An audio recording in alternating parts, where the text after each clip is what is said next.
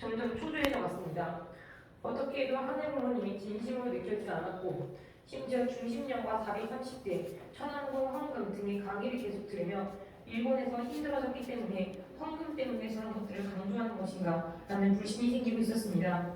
그래서 스스로 중심령을 분립해보고 명이 나가는 것을 느껴보자 라고 생각해서 중심령 분립을 신청하게 되었습니다. 천평에서 간증을 들으면 중심령이 나갔을 때 헛구역질을 하게 된다고 했는데 저는 때문에 내가 그것을 느낄 수 있을까라고 생각했었습니다. 그 후 중심령 분립을 했을 때 영이 빠져나가는 것을 느낄 수 있었고 영이 나간 후 텅 빈 부분이 생긴 것과 기가 빠져나간 듯한 느낌이 들어서 아 진짜로 영이 나갔구나 라는 것을 깨달을 수 있었습니다. 하지만 그 후 용기가 있다는 것은 느낄 수 있었지만 내가 아픈 것이 나아지고 싶어서 신청한 중심령이었는데 전혀 아픈 것에 대한 변화가 없는 것 같아서 이 중심령 분립이 진짜로 의미가 있는 것인가, 내가 느꼈던 것이 진짜로 영이 나간 것이 맞는가, 진짜 느끼고 싶었던 내가 만들어낸 망상과 헛것이 아닌가 라는 생각이 들기 시작했습니다. 그 후 일요일에 하나로 두 번째 전도를 나가게 되었는데 유난히 사람들이 받아주지 않고 마음이 힘들었습니다. 그때 전도하자라는 노래가 생각나 그 노래를 부르며 속으로도 계속 부르며 나가니 태국 사람의 이름과 연락처를 받을 수 있었습니다.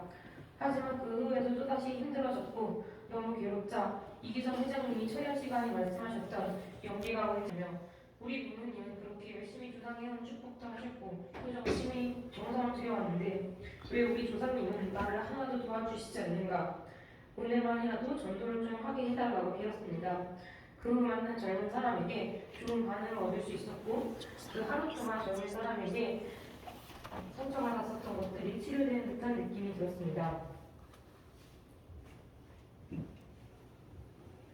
전도를 하며 내가 두려워서 힘든 것이 아니라 전도가 되지 않아 힘들고 슬프고 울분에 찼던 것은 처음이라서 신기하기도 했었고 드디어 조금 하늘 부모님의 울분이라는 심정을 느낀 것 같았습니다.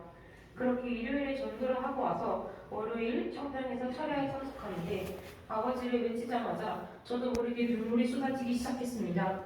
그렇게 시작된 눈물은 철야가 끝날 때까지 멈추지 않았고 이게 하늘 부모님의 참 부모님의 눈물이구나를 느낄 수 있었습니다.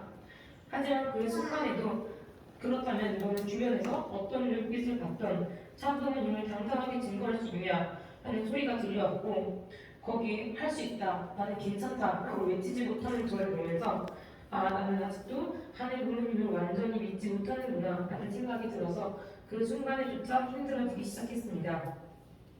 그 후 여러 강의를 듣고 상담을 받으면서 참 부모님의 고생을 느낄 수 있었고 철야의 경험 이후 아버지, 어머니를 외치고 참 부모님의 사진만 보면 참 부모님의 고생이 느껴져 눈물을 흘릴 수 있었습니다. 하지만 여전히 13수 이야기나 천왕공 헌금 이야기를 들었을 때는 조금 받아들이기가 힘들었고 하늘 부모님은 잘 느껴지지 않았습니다. 그래서 중심령을 잘 봐주신다고 하는 안수 실장님께 깊이 있고 상담을 받아 회원을 해봐야겠다고 생각하고 상담을 계속 받았습니다. 어느 날 안수 실장님께 찾아가니 갑자기 안수 실장님께서 저에게 남자형이 있다고, 그래서 여자처럼 보여야 하는데 너는 남자처럼 보이는구나 라는 말씀을 해주셨습니다. 그 말을 듣자마자 저는 저의 과거가 스쳐 지나갔습니다. 사실 저에게는 남들은 잘 모르는 콤플렉스가 있는데요.